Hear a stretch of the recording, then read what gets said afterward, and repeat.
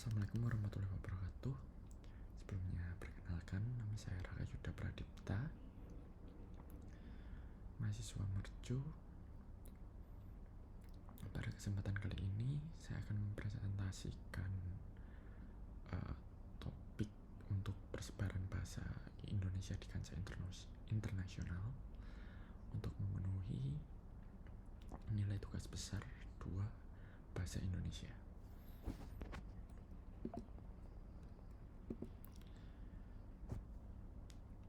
Untuk isi dari presentasi ini akan terbagi menjadi 4, yaitu yang pertama, peran penting bahasa, lalu fenomena di sekitar, lalu bagaimana persebaran yang terjadi, dan yang terakhir, manfaat dari persebaran bahasa, terutama bahasa Indonesia itu sendiri. Yang pertama adalah peran penting bahasa. Bahasa adalah salah satu bentuk komunikasi manusia yang mungkin dasar, dan itu dari kecil kita gunakan untuk berinteraksi atau bahkan lebih. Bahasa memiliki peran yang sangat penting sebagai alat komunikasi manusia dalam berinteraksi. Bahasa juga merupakan alat untuk berpikir dan belajar. Karena itu merupakan mungkin bisa dibilang cikal bakal atau awal sebelum kita berpikir dan belajar. Tentunya kita akan membaca, yang itu mengharuskan kita mempelajari sebuah bahasa. Setelahnya baru kita bisa melanjutkan ke alur berpikir, selanjutnya bisa juga belajar. Manusia merupakan makhluk sosial yang harus berinteraksi, maka dari itu peran bahasa di sini sangat penting, terutama dalam memenuhi berbagai kebutuhan hidup, seperti layaknya berkegiatan. Kita berkomunikasi satu sama lain menggunakan bahasa, kita melakukan interaksi, baik itu mungkin bisa dibilang sesederhana saat berdagang kita membutuhkan komunikasi, dan itu balik lagi berarti kita membutuhkan bahasa dan lain sebagainya. Karena itu manusia tidak mungkin bisa hidup sendiri tanpa berinteraksi dengan orang lain. Maka dari itu peran bahasa di sini sangat penting. Lalu di dalam kehidupan sehari-hari, manusia mengenal kebudayaan dan menciptakan berbagai wujud ide, aktivitas, hingga artefak untuk memenuhi kebutuhan hidupnya. Bahasa menjadi salah satu unsur paling penting yang mempengaruhi kehidupan manusia, kebudayaan manusia. Sebagai contohnya yang tadi, budaya berdagang, budaya komunikasi satu sama lain, entah itu memperkenalkan suatu presentasi atau mungkin memperkenalkan produk dan lain sebagainya. Balik lagi itu akan membutuhkan komunikasi, yang komunikasi itu dasarnya adalah dari sebuah bahasa. Karena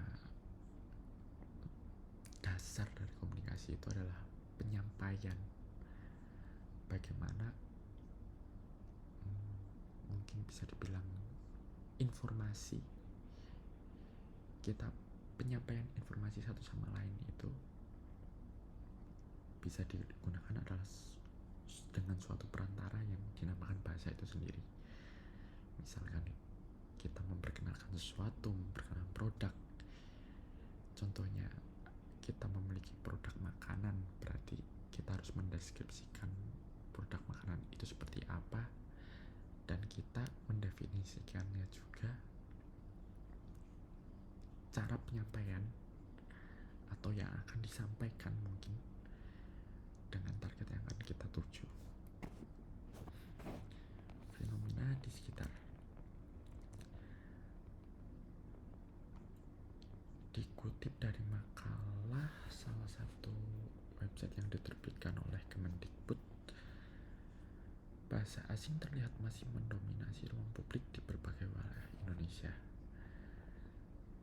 seperti dilihat terutama di era sekarang, terutama bahasa Inggris dengan memang karena tanda kutip adalah kadarnya bahasa Inggris atau status bahasa Inggris sebagai bahasa internasional, maka dari itu banyak atau bisa dibilang mayoritas sekarang mereka baik itu dari sisi tenaga pendidik atau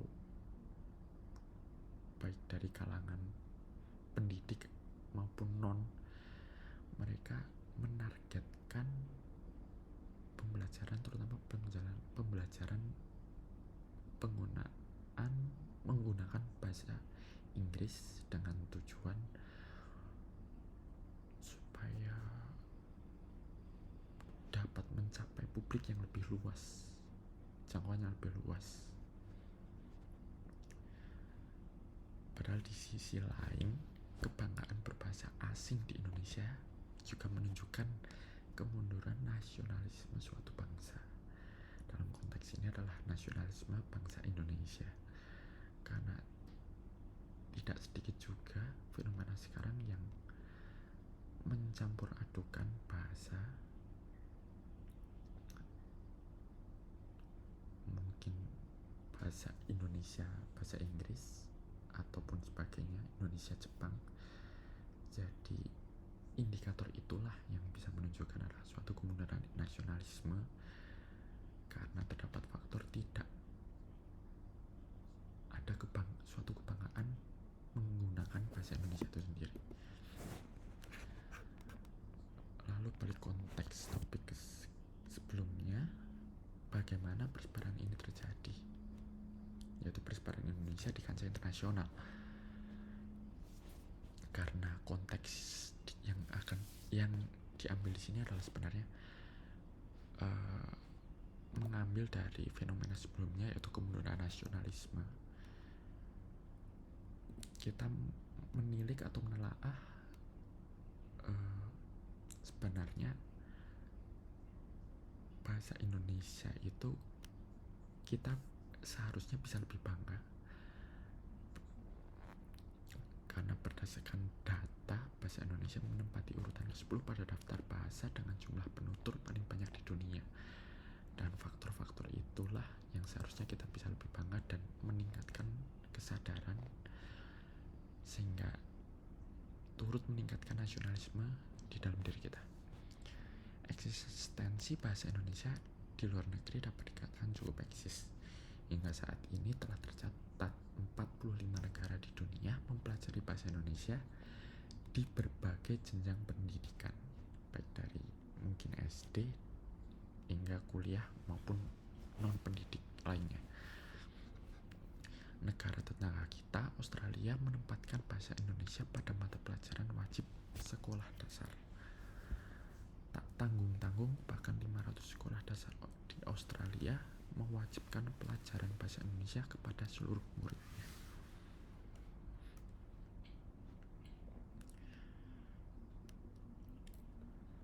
Lalu yang terakhir, kita bisa melihat manfaat dari persebaran bahasa Indonesia itu sendiri. Dalam konteks global, perkembangan ini dapat digunakan sebagai sarana diplomasi budaya. Kita bisa menggunakan dalam konteks ini berarti bahasa Indonesia. Mungkin bisa kita melakukan akulturasi budaya, asimilasi budaya. Kita bisa melakukan pertukaran budaya. Contohnya adalah mungkin dengan adanya pembelajaran bahasa Indonesia, terutama di konteks sebelumnya yaitu Australia, karena mereka sudah menerapkan sedari sekolah dasar. Mungkin bisa dibilang kita bisa turut meningkatkan daya tarik Indonesia di mata internasional. Mungkin juga nantinya setelah lanjutan dari statistik data tersebut berguna untuk meningkatkan angka wisatawan untuk Indonesia selanjutnya. Bahasa sebagai bagian kebudayaan tidak kalah pentingnya dikerjasamakan antar negara bisa Indonesia dapat melakukan diplomasi kebudayaan untuk menarik banyak wisatawan asing dan investor asing. Seperti saya katakan sebelumnya, wisatawan asing mungkin sekedar, ya mungkin katakanlah bisa kita bilang 1-2 dan mungkin tidak terasa.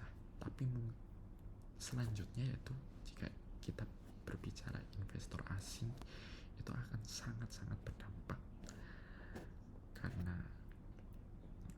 kerjasama antar negara ini bisa dibilang sangat menguntungkan bagi kedua negara.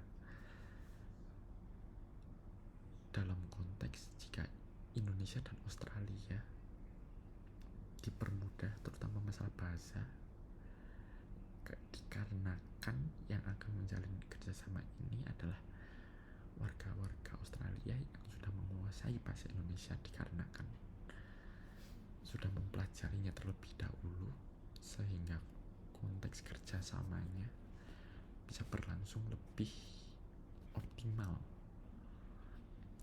terutama jika kita berbicara konteks bahasa, berarti dalam sisi komunikasi itu.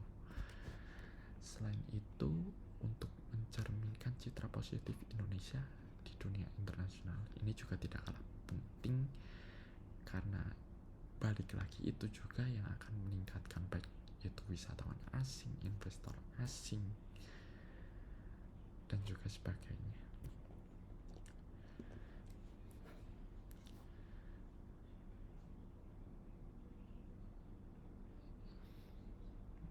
Ini untuk daftar referensi yang saya kutip. Sekian dari saya untuk presentasi persebaran bahasa Indonesia di kancah internasional ini. Sekian dan terima kasih. Wassalamualaikum warahmatullahi wabarakatuh.